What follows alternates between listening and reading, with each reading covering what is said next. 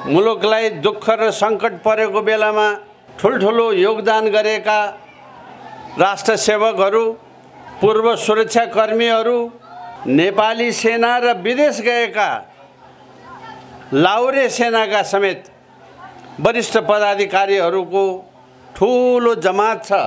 काठमाडौँ हल्लिएपछि नेपाल सिंहै हल्लिन्छ, यहाँहरू सबैलाई थाहा छँदैछ। बाहिर बसेर हाँगा हल्लाएर हुँदैन, यहाँ रुखै जरै हल्लाउनु पर्छ। समयले मान्छेले देख्दै बुझ्दै हेर्दै आएपछि, आफ्नो आत्मा बोल्न थालेपछि भएको परिणाम हो यो।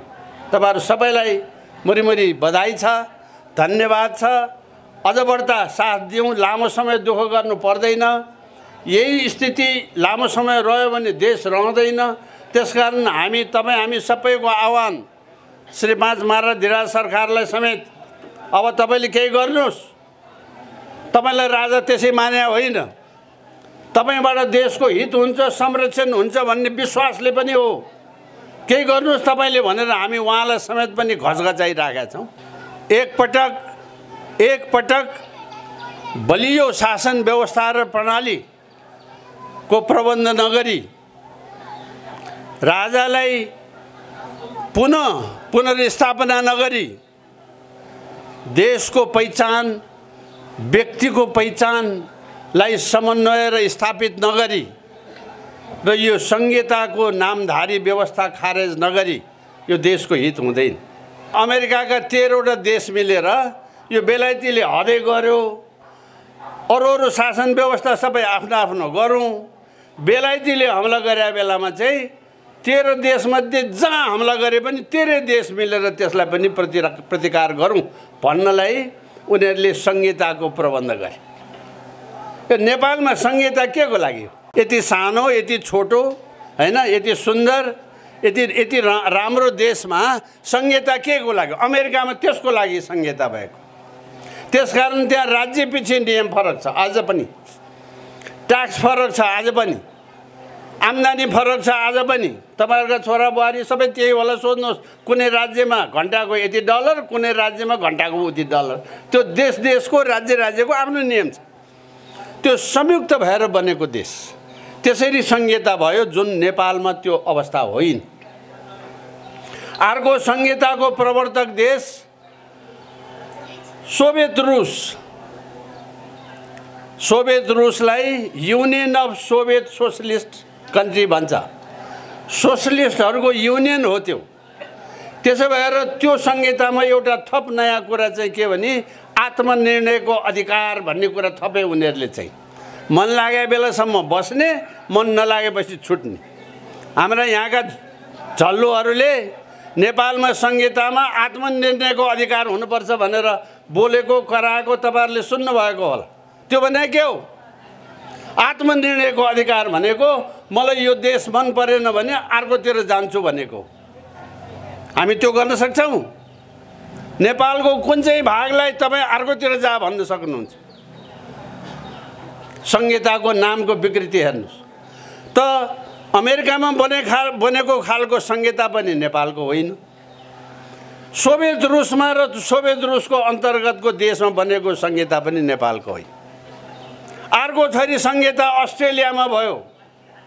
अस्ट्रेलिया भन्ने देशै होइन, यो त महादेश। कत्रो देश भन्ने कुराको सीमै छैन। अहिले 6 वटा प्रदेशमा अस्ट्रेलियालाई बाँडेर त्यहाँ राज्य सञ्चालन भयो। हामी आफूलाई सानो सानो भन्छौँ नि, त्यो किन भन्छौँ भने हाम्रो उत्तरतिरको चीन पनि ठुलो, चीनको पनि तिब्बत एउटा पनि हामीभन्दा कति गुणा ठुलो, दक्षिणतिरको बिहार र उत्तर प्रदेश पनि ठुलो। त्यो ठुलो मात्रै होइन, कति धेरै ठुलो। तर सिङ्गै हिन्दुस्तानभन्दा धेरै गुणा ठुलो छ त्यो अस्ट्रेलिया भन्ने देश। कल्पना गर्नुहोस् कत्रो होला त्यो। र त्यो देशको शासन व्यवस्था कसरी चल्ने?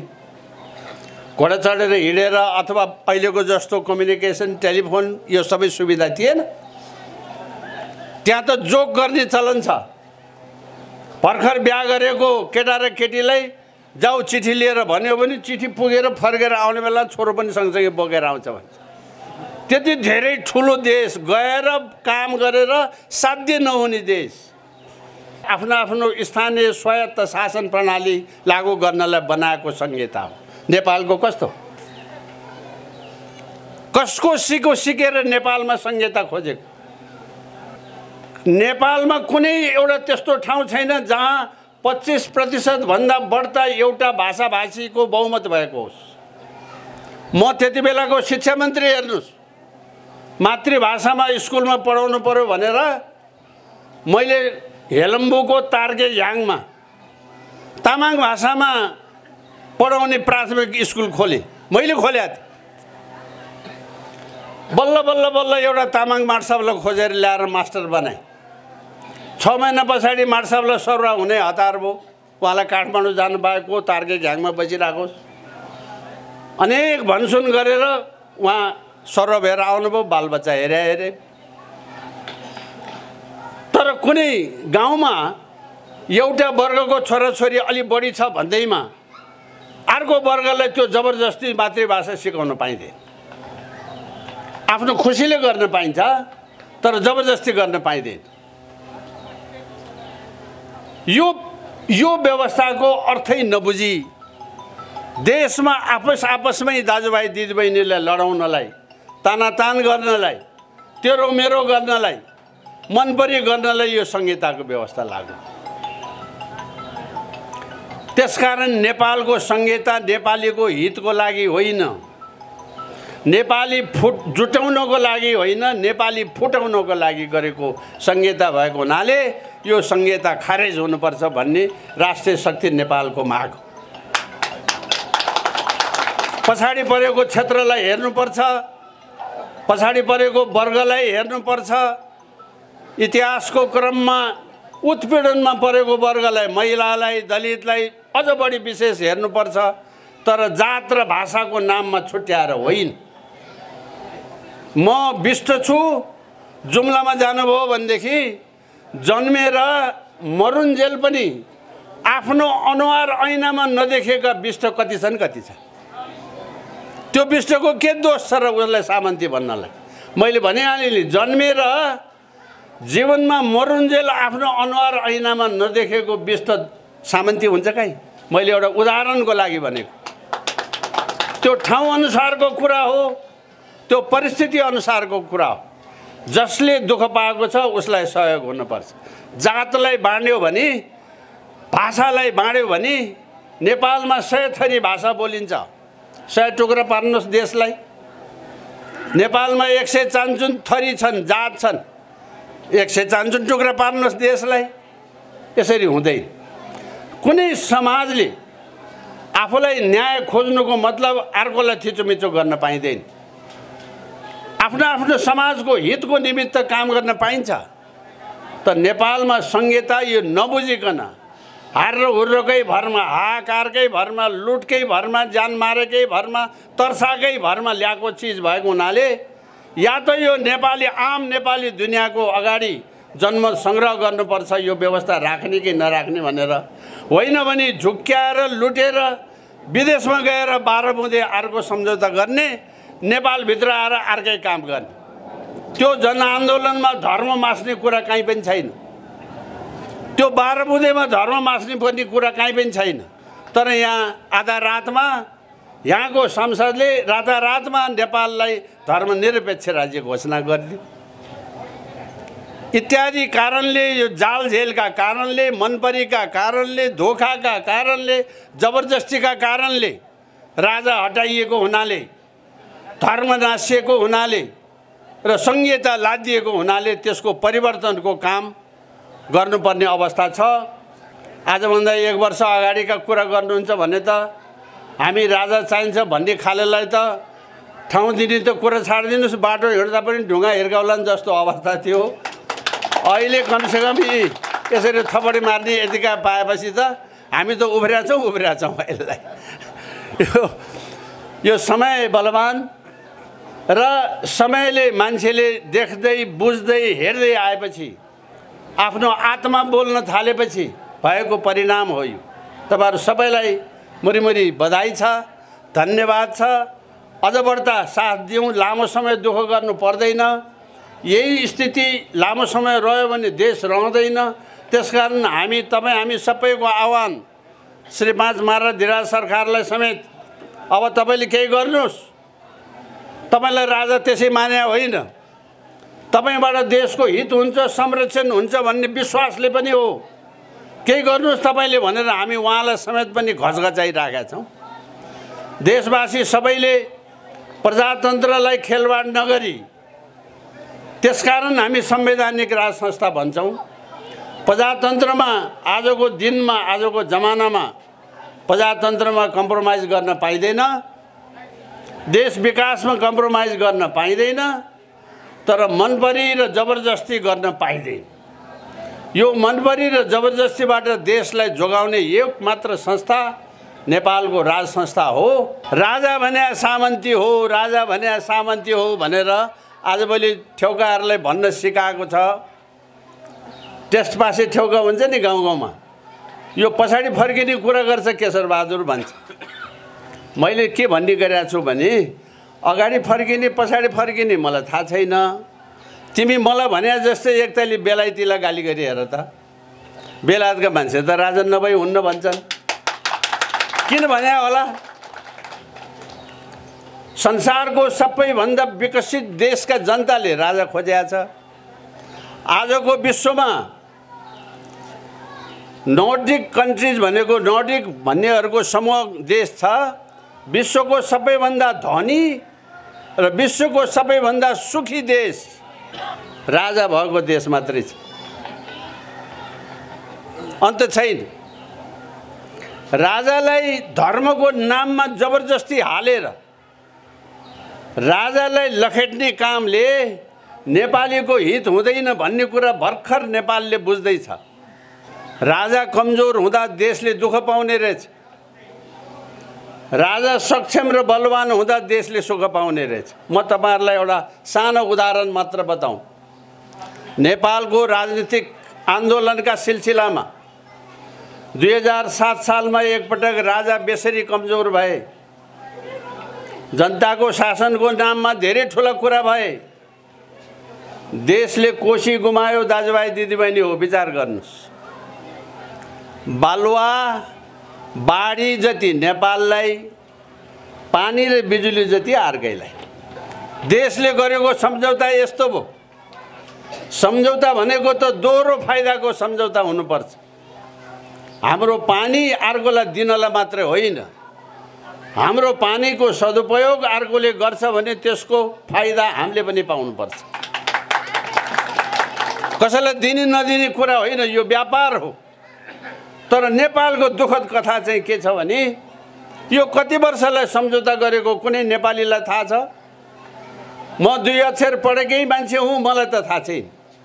संसारको कुनै पनि मुलुकले आफ्नो देशको सम्पत्तिको सम्झौता गर्दा अवधि तोकिएको हुन्छ। जसरी बेलायती साम्राज्यले कमजोर चीनसँग खोसेर लिएको हङकङ पनि 79 वर्षको लागि मात्रै हो। 100 वर्ष पछाडि उसले फर्काउनु पर्छ।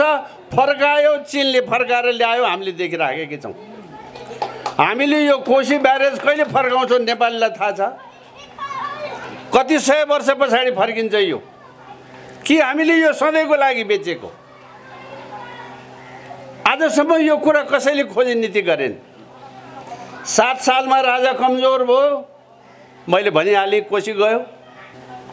फेरि 15 सालमा राजा कमजोर भए, गण्डक गयो। गण्डकको डुबान र गण्डकको समस्या जो आज नेपालले भोगिराखेको छ, गण्डकबाट नेपालले के फाइदा पाएको छ? ल यो मलाई भन्नुहोस्, त्यो देशवासीले भन्नुहोस्।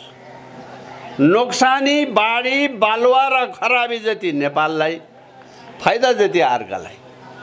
कुन बेलामा भयो भने राजा कमजोर भएको बेलामा भयो। 2007 सालमा, 2015 सालमा। 46 सालमा फेरि राजा कमजोर भए। के भयो मैले लामो व्याख्या गरिराखेको छैन, यहाँहरूले अनुभव गर्नुभएकै छ। महाकाली गयो। हरेक पटक राजा कमजोर भएको बेलामा देशले ठुल्ठुलो नोक्सानी भोगेको छ। दाजुभाइ दिदीबहिनी हो, ख्याल गर्नुहोस्। राजा त जन्मको कारणले एउटा व्यक्ति राजा भइरहन्छ, तर बलियो संस्था देशमा भयो भने देशलाई फाइदा हुने रहेछ। त्यो संस्थाले कमसेकम देश नबेच्ने रहेछ। त्यो संस्थाले कमसेकम आफ्नो देशको जनताको अहित नसोच्ने रहेछ। कस्तो कस्तो प्रधानमन्त्रीहरू भोग्न पाइयो यस हाम्रो यो बीचमा। हरेकले आफ्नो पार्टीको हितको मात्रै काम कुरा गर्दा गर्दा गर्दा गर्दा हेर्नुहोस्, बेलामा राजाले नजोगाइदिएको भए आजभन्दा 20 वर्ष अगाडि 40 लाख विदेशीलाई नेपाली बनाउनु पर्यो भनेर यही संसदमा यो परिवर्तन पछाडि गिरिजाबाबुले प्रस्ताव ल्याएर राजा वीरेन्द्रले नरोकेको भए एउटा साधारण हिसाब गर्ने मान्छेले पनि सोच्नुहोस् 40 वर्षमा जनसङ्ख्या बढेर कति हुन्छ? 40 लाखको 40 वर्षमा कति हुन्छ? करोडभन्दा बढ्ता विदेशी यहाँ भइसक्थे। सिक्किमीकरण गर्ने भने जस्तो यो देश हामीलाई चाहिन्न, उतै हालिदेऊ भनेर जुलुस हिँडिसक्थे। राजाले त्यसै जोगाएको छैन यो देश। मैले अघि नै भने यहाँ सिनियर सिटिजनहरू हुनुहुन्छ, म तपाईहरुलाई प्रश्न गर्न चाहन्छु, यो देशमा नेपाली पैसा चल्दैन थियो, तपाईहरुलाई थाहा छ। आफ्नो देशमा आफ्नो देशको पैसा नचल्ने देश यो। राष्ट्र बैंक खडा गरेको राजा महेन्द्रले, नेपाली रुपियाँ तपाईहरुको खल्ती खल्तीमा छ, अहिले त्यो चलाएको नेपाली राजाले। देशले थिचोमिचो गर्ने, विदेशीले थिचोमिचो गर्ने र स्वार्थको कुनै सीमा छैन। हेर्नुस्, 50 नागेको हर मान्छेले यो अनुभव गरेको छ। आफ्नै देशको एउटा गाउँबाट अर्को गाउँमा जानलाई विदेशी भूमि भएर जानुपर्ने देश यो देश। देशका कुरा ठुल्ठुलो गरेछ, तर देशको लागि गरे के छ? मेची महाकाली सडक राजा महेन्द्रले मुठी दान मागेर नबनाएको भए आज यिनले यत्रो ठुलो कुरा गर्ने अवस्था हुँदैन थियो। यिनीहरूको लुच्चाइ त कस्तो भने राजालाई गिफ्ट दिएको, जापानीले गिफ्ट दिएको, मैले टेलिभिजनमा पनि बार भनेको छु। जापानीले गिफ्ट दिएको कर्णालीको पुल बनाएर ठ्याक्क सकियो। जापानी राजासँग सल्लाह हुँदै थियो कहिले उद्घाटन गर्ने भनेर, सके उहाँहरूलाई पनि निम्त। म त्यति बेला मन्त्री पनि थिएँ। त्यति बेला चाहिँ नि जापानी राजालाई निम्त गर्न पाए हुन्थ्यो भन्ने हाम्रो बन्दोबस्त कोसिस पनि थियो। देशमा परिवर्तन हो, व्यवस्था गएको भोलिपल्ट गिरिजाप्रसादजीले सबैभन्दा पहिले उद्घाटन गरेको त्यो कर्णालीको पुल राजाले बनाइदिए। उहाँ रिबन काट्न गयो। यहाँ कोही भएर केही पनि हुँदैन। अब संरक्षक राजा फर्केर भाइ भतिजा ज्वाइँ जेठान सारा नभनेर, छोरा छोरी नभनेर, आँखा चिम्लेर एकपटक भ्रष्टाचारीहरूलाई बारीको पाटोमा हलीले लिडको ला जस्तो गरी नलाउने हो भने यो देश 1 2 3 बाँकी रहँदैन। अब यहाँ कसैको मुख हेरेर साध्य हुने अवस्था छैन। एकपटक आँखा चिम्लेरै कारबाही गर्नुपर्छ। हर मान्छे, पीडा नभएको मान्छे छैन। दिनको दिन एउटा सामान्य खाद्य तरकारी आलुदेखि लिएर तपाईको चाहिँ कुनै पनि राष्ट्रिय काममा अकल्पनीय मूल्य वृद्धि हुँदा 55 रुपियाँमा किनेको तेल अहिले दिनका 120 रुपियाँ भइसक्यो। त्यो मध्ये सरकारले 10 रुपियाँ कालीगण्डकी बनाउन भनेर लिएको, कालीगण्डकीको नाममा भ्रष्टाचार भएर पैसा जति सिद्धिसक्यो, कालीगण्डकीको क पनि भएको छैन। यतिका वर्ष भयो। खरबौं रुपियाँ कालीगण्डकीको नाममा पेट्रोलको मार्फतबाट जम्मा भएको छ। त्यो पैसा कहाँ छ कसैलाई पनि थाहा छैन। बालुवाटारमा पार्टीको मिटिङमा 31 करोड मासु चिउरामा खर्च भएको चाहिँ थाहा छ। यस्तो भयो। देश लुट्नेको पराकाष्ठा यहाँभन्दा बढ्ता अरू केही हुन सक्दैन। राज संस्थालाई कायम गर्दै, आफ्नो देशको पहिचान, व्यक्तिको पहिचानलाई कायम गर्दै यहाँ कुरा गर्छ। हिन्दुत्वको मात्रै कुरा गरेर बुद्ध बिर्सिनु हुँदैन, बुद्धको कुरा गरेर किराँत बिर्सिनु हुँदैन। सर्वधर्म समभाव भनेको त्यही हो। अत्यधिक मान्छे हिन्दूहरू छन् देशमा, देशको पहिचान हिन्दू देश हुनु पर्यो, तर बुद्धको मर्यादा गरेन भने अन्याय हुन्छ। आजभन्दा 2700 वर्ष अगाडिदेखि राजा शुद्धोधनको पालादेखि हुँदै आएको कुरा, शाहवंशको कुरा त 300 वर्षको मात्रै कुरा गर्दैछौँ हामी। 2700 वर्षदेखि राज संस्थाले गरेको र दिएको देश हो यो। मल्ल राजाहरूले ठुला ठुला योगदान गरेका छन्, किराँत राजाहरूले गरेका छन्। राजाले दुःख दिएको छ, यो गलत कुरा। समय अनुकूल कहीँ कहीँ कमी कमजोरी भयो होला, तर यो देशको स्थापना, यो देशको निर्माण र यो देशको संरक्षण यही संस्थाले गरेको छ र यो संस्थालाई हामीले बल पुर्याउनुपर्छ। म यति भनेर तपाईहरुसँग आज आफ्नो भनाइलाई टुङ्गाउन चाहन्छु।